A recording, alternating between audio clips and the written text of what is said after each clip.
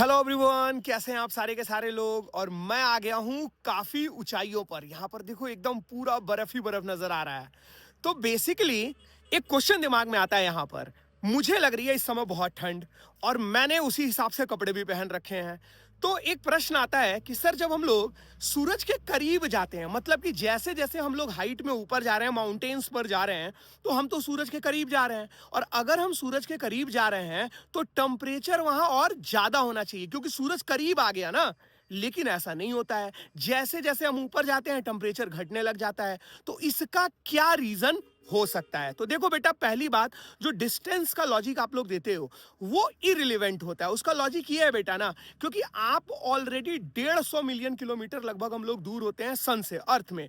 अब यार, अगर 1-2 किलोमीटर तुम और ऊपर चले गए तो कितनी ही दूरी घट जाएगी, उसके वजह से क्या ही इंपैक्ट पड़ेगा। तो वहां से बेटा हमारा आंसर नहीं आता है। जो सही आंसर है बेटा, कई सारे फैक्टर्स यहां पे डोमिनेट करते हैं, लेकिन मैं आपको दो फैक्टर्स बताऊंगा।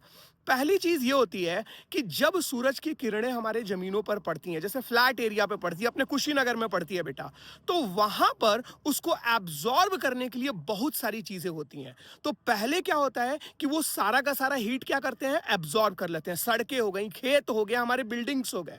एंड देन फिर क्या करता है बेटा, वही उसको एमिट करता है, जिसके वजह से वहां पर गर्मी बढ़ जाती है। आप लोग देखते होंगे कि गर्मी के दिनों में हम लोग अपने छतों पर रात को पानी डालते हैं ताकि रात में ठंडा रहे।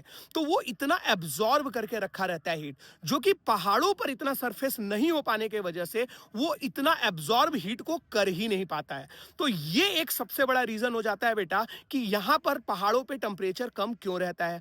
दूसरा एक और रीजन इसके पीछे हो सकता है कि जमीन पर जब हम लोग बात करते हैं, ग्राउंड लेवल पर बात करते हैं, तो वहां पर जो एयर प्रेशर होता है और जो पहाड़ों पर एयर प्रेशर होता है, जैसे जैसे हम ऊपर बढ़ते हैं उनमें डिफरेंस होता है। ऊपर एयर प्रेशर कम हो जाता है। एयर प्रेशर कम होने की वजह से क्या होता है बेटा, एक्सपेंशन हो जाता है। एयर का एक्सपेंशन हो जाता है, और एक्सपेंशन होने के लिए वर्क तो करना पड़ेगा। और जब वर्क आप करोगे तो एनर्जी का लॉस होगा, और एनर्जी का जब लॉस होगा बेटा, तो टेम्परेचर क्या हो जाएगा, घट जाएगा।